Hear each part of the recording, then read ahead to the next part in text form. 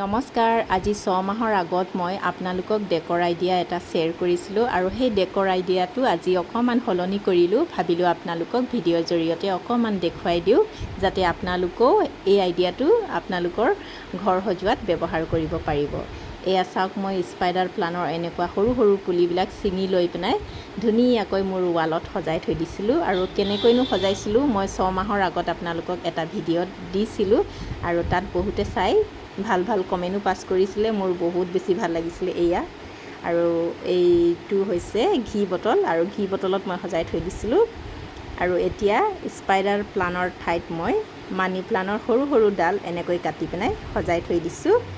আৰু এই ষ্টেণ্ডটো ইমান হেভি নহয়, পাতল হয় বহুত, কিন্তু গধুৰ ফুল আমি সজাব নোৱাৰোঁ। এনেকুৱা সৰু সৰু ফুলবিলাক, পাতল ফুলবিলাক আমি সজাই থ'ব পাৰোঁ।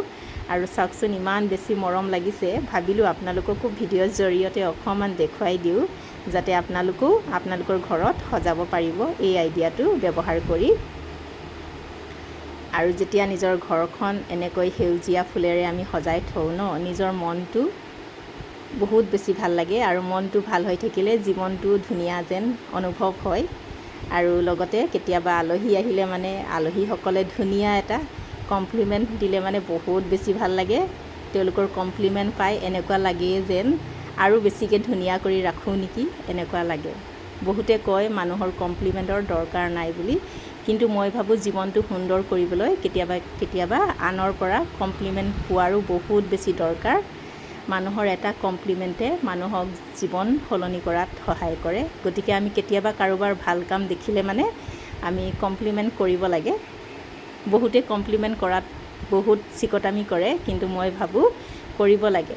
এনেকুৱা ফুল ৰোৱা বুলিয়ে নহয়, যিকোনো কাম যদি ভাল দেখে ন, মানুহক অকণমান হ'লেও কমপ্লিমেণ্ট কৰাটো বহুত বেছি দৰকাৰ।